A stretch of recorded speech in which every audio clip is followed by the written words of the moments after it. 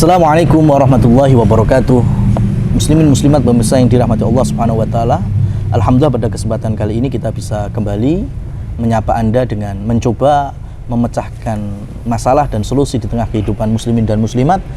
Tentunya apa yang kami sampaikan sebatas dari kadar keilmuan kami. Ya, dan kami berusaha tidak keluar dari apa yang telah Rasul Shallallahu Alaihi Wasallam gariskan dan juga pahami oleh para sahabat. Kalaupun nanti kami secara menjawabnya kurang tepat, masih banyak salahnya, kami mohon maaf, dan insya Allah semoga di lain waktu kita bisa sambung lagi dengan ilmu yang lebih luas kembali. Demikian kita mencoba untuk menjawab pertanyaan yang sudah masuk. Monggo saudara. Bismillah. Telah masuk pertanyaan di grup WA kepada Ustadz. Ya. Dan nomor satu adalah yang pertama, apakah bentuk mendoakan orang tua yang sudah meninggal harus selalu tiap Kamis malam Jumat ke makamnya untuk mendoakan sebagai bentuk bakti kepada orang tua, memperingati 100 hari, 1000 harinya gitu.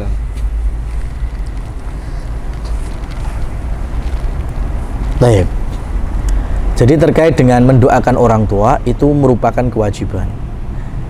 Pertama, saya luruskan pertanyaan ini, jangan nunggu mereka meninggal dunia.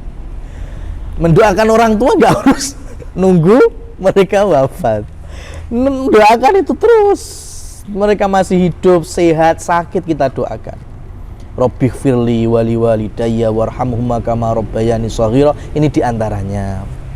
Berikutnya, kalaupun sudah wafat, lebih lagi kita doakan. Karena bagian dari bakti orang tua setelah mereka wafat yaitu dengan mendoakan. Dan doa anak yang soleh bagian dari amal jariah. Idza mata ibnu Adam inqata amaluhu illa min thalas. Mati semuanya anak Adam ini, amalnya pun juga terputus kecuali 3 perkara. Ya, ada ilmu bermanfaat, sedekah jariah, wakaf misalnya, dan yang terakhir adalah wawaladin yad'ulah, seorang anak yang mendoakan orang tuanya. Jadi doa itu wajib. Nah sekarang mendoakan apa harus ke kuburan? Lah itu enggak. Sekarang gini, ini kan kita menjawab di musim haji ya. Masya Allah, orang tua sampean meninggal ketika haji, dimakamkan di Mekah Al-Mukarramah, Masya Allah, di Tanah Suci. Kemudian pengen berdoa dengan cara ziarah kubur. Gimana? Ke Mekah? Ya padahal nggak ada duit, nggak ada kemampuan, harta, ya repot. Maka ibadah ziarah kubur ada tersendiri keutamaannya. Ibadah mendoakan orang tua ada lagi kemuliaan dan pahala tersendiri. Ya, jadi mendoakan orang tua yang sudah wafat tidak harus ke makamnya dalam bentuk ziarah.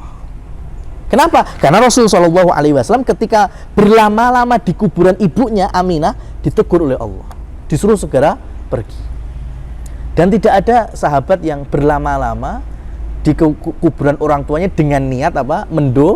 Mendoakan. Kalau doa setiap hari, apalagi di tempat-tempat mustajab seperti ya di multazam, di raudhah, atau di waktu mustajab seperti turunnya hujan antara adzan dan iqamat, itu lebih baik daripada harus mendoakannya di hari-hari peringatan kematian. Itu malah nggak ada contohnya. 100 harinya, 1000 harinya, malah nggak dikenal sama sekali. Manusia terbaik, ya manusia terbaik itu kalau di zaman sahabat kan ada Abdullah putranya Umar bin Khattab, ada Abdullah putranya Abbas bin Abdul Muthalib. Mereka berdua tidak pernah yang namanya memperingati hari kematian bapaknya yang mereka itu adalah sahabat Nabi. Jadi tolong bedakan kalau ini syariat, ini budaya. Budaya yang tidak ada sangkut pautnya dengan syariat kita lestarikan, gotong royong, kerja bakti, ronda. Tapi kalau budaya yang di situ ada menyentuh ke syariat bahkan melanggarnya, maka kita luruskan ya, dan kita tidak membenci ya semua pelakunya, enggak, tapi kita meluruskan dari suatu kesalahan budayanya itu, dan pelakunya kita mohon untuk bisa belajar dan semoga Allah berikan hidayah. Demikian. Jazakallahu khairan kepada Ustaz yang telah menjawab. Semoga bisa dipahami. Terus ada pertanyaan yang kedua. Di sini ada pembukaannya dulu tadi ini. Ada seorang wanita saat menikah yang menjadi walinya adalah bapak tirinya. Karena tidak ketahuan dan karena bapak kandungnya bekerja di luar Jawa, sehingga tidak bisa dihubungi pada waktu itu. Dan pertanyaannya adalah, yang pertama, bagaimana status pernikahan tersebut, sah atau tidak ya Ustadz? Yang kedua adalah, dari hasil pernikahan tersebut lahirlah anak perempuan, dan saat sang anak menikah yang menjadi walinya adalah ayah kandungnya. Apakah pernikahan sah? Kalau tidak sah, bagaimana solusinya? Jazakumullahu khairan. Terkait dengan perwalian nikah, itu jelas ayah kandung. Tidak ada ayah kandung ke atas, kakek buyut itu boleh. Nggak ada ke atas, ke bawah, anak. Loh, kok anak jadi wali nikah? Janda ceritanya, ya kan? Janda kan bisa, janda punya anak laki-laki. Ini bukan anak laki-laki ya. Semua perwalian itu harus laki-laki. Ya, kita dari tadi atas, bawah, anak, janda, ya, pengen nikah lagi, anaknya jadi wali boleh, mau walikan ibunya boleh. Kemudian kalau enggak baru nyamping. Nyamping itu berarti saudara ayah atau saudaranya dulu, saudara kandung kalau ada, dan saudara ayah. Jadi paman dari sisi ayah, bukan paman dari sisi ibu. Ini perwalian di dalam pernikahan. Dan ini beda dengan perwalian dalam waris, itu juga beda. Pernikahan ini. Maka kami sarankan selain daripada ini jangan diminta wali. Kecuali untuk mempermudahnya pakai wali hakim sesudah mendapatkan surat kuasa dari yang tadi. Tadi kan di luar Jawa, minta surat kuasanya aja dikirim, nantinya wali hakim yang menikahkan dengan surat kuasa bapak kandungnya, gitu loh. Wow. Kan sebetulnya mudah, kita aja nggak mau, gitu. Jadi saya nggak bisa menerangkan sampai jauh, mungkin nanti takutnya tersinggung. Jadi apa yang bisa saya sampaikan ini semoga bisa menjawabnya. Yang kedua tadi apa, Di? Anak hasil pernikahan tadi, ya, ayah tiri tadi ya. Kalau menikah itu nanti sah apa enggak? Nah, kalau pernikahan anak dari hasil yang tadi, kemudian yang menikahkan siapa? Mbahnya lagi berarti, ya kan? Iya. Untuk poin ini saya kurang paham yang kedua, yang dimaksudkan apa? Wallahu a'lam, saya nggak tahu. Benar, saya nggak paham maksudnya. Maka kita lanjut ke yang ketiga dulu. Pertanyaan yang berikutnya, bagaimana hukum perias pengantin? Karena saya ada niatan mau les rias. Untuk kedepannya saya jadikan sebagai profesi atau pekerjaan. Masya Allah. Perempuan merias, perempuan muslimah merias muslimah. Bagus, dengan catatan. Dengan catatan. Artinya tidak sampai bertabaruj yang berlebihan. Jangan ngerok alis. Ini konsekuensi no ya. Kalau umpamanya nanti konsumennya saya pengen dikerok ya, kemudian digambar kayak semi kadal mamanya, nggak bisa.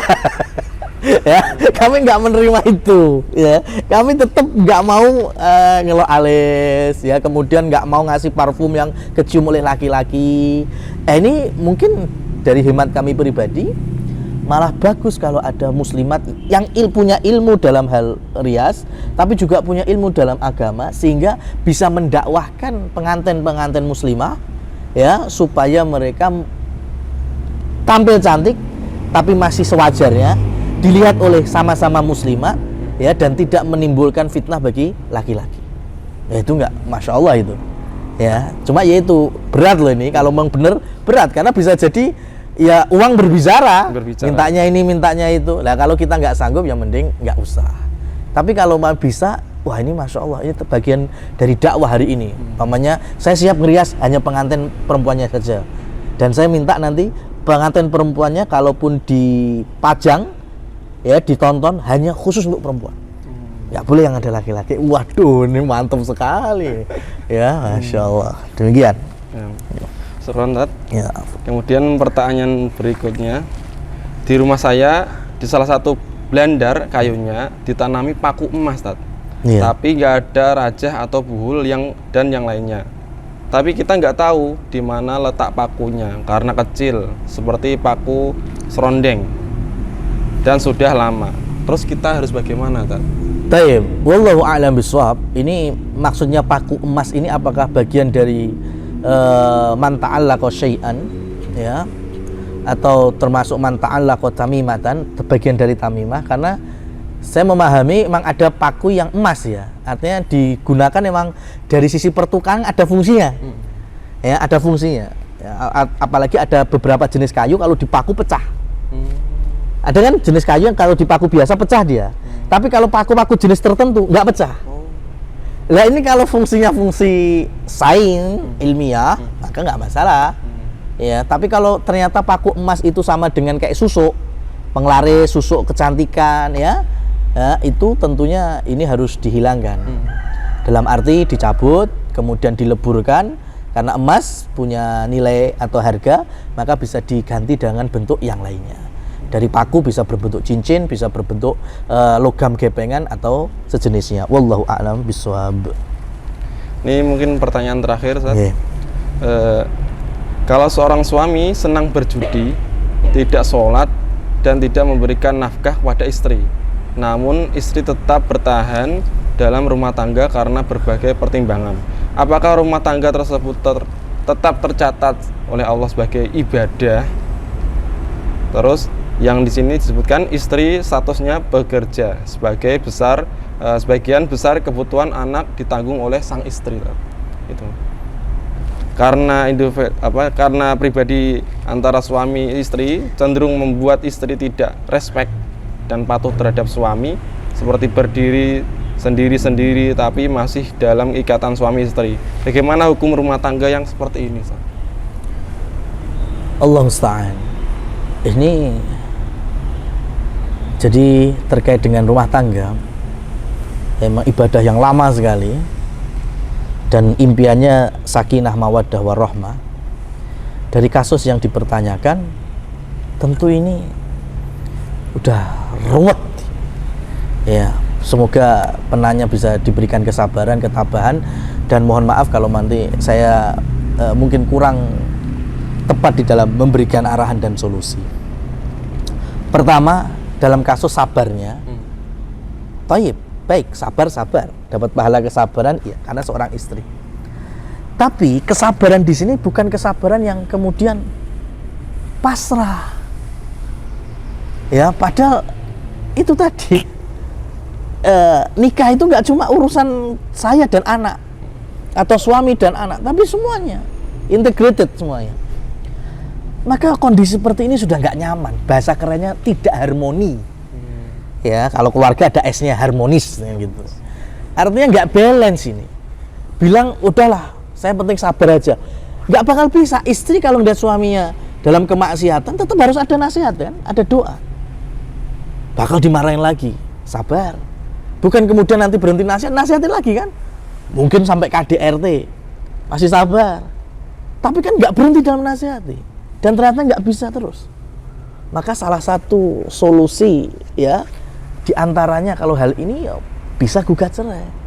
Bukan saya menyarankan cerai, enggak. Tapi kalau dilihat dari seperti ini, bahkan udah saling hidup masing-masing. Nah sekarang gimana di rumah tangga hidup masing-masing itu kan gimana? Padahal suami harus mengayomi istri, istri harus menservis suami dari segala yang bentuknya zahir batin, suami juga nafkah zahir batin. Kan udah nggak ada. Berarti salah satu dari makhlike, fungsi dari makhlike rumah tangga hilang. Kalau pengen diperbaiki silahkan. Tapi kalau enggak pun, bahasa kami mungkin kesabaran sampai di titik ini pun, ya. Jadi kan sabar itu adalah aksi aktif, bukan pasif. Sabar itu amalan aktif, bukan amalan pasif. Memang nggak ada batasnya, itu betul. Tapi kan ada pilihan. Contohnya gini, ya, saya ngelamar anak orang. Pak, saya mau ngelamar putri bapak. Ya kalau bisa sih minggu depan aja Pak, ini akadnya. Oh saya nggak bisa, Mas Iqbal, saya nggak mau. Saya izinkan putri saya nikah 2 tahun lagi. Sabar sampai nunggu. Lah ini kan dari jauh gimana? Kalau sabar nunggu berarti kan pasrah 2 tahun. Padahal antum sudah ngebet nikah. Kira-kira saya jawabnya gini, Pak, emang saya sabar, tapi pilihan, Pak.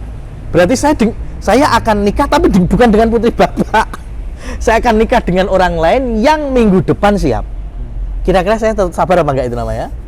Ayo, sabar apa enggak? Ya tetap sabar, tapi pilihan, beda pilihan nggak apa-apa, tidak merusak kesabaran. Seperti ini tadi, ibu tadi yang dirahmati Allah, dia sabar sudah. Suaminya berjudi maksiat, ya, dan kalau masih terus berjuang dalam berdakwah, masya Allah. Tapi kalaupun tidak, kalau pilihan lainnya adalah gugat cerai, itu pun masih bagian dari kesabaran. Demikian ya yang bisa kami sampaikan, semoga bermanfaat dan bisa ya setidaknya mungkin menambah solusi dari permasalahan yang ada, dan semoga Allah Subhanahu wa taala memberkahi, merahmati semua yang bertanya, dan bagi kita semuanya wallahu a'lam bishawab. Fa subhanakallahumma bihamdika asyhadu an la ilaha illa anta astaghfiruka wa atubu ilaik. Wassalamualaikum warahmatullahi wabarakatuh. Waalaikumsalam warahmatullahi wabarakatuh.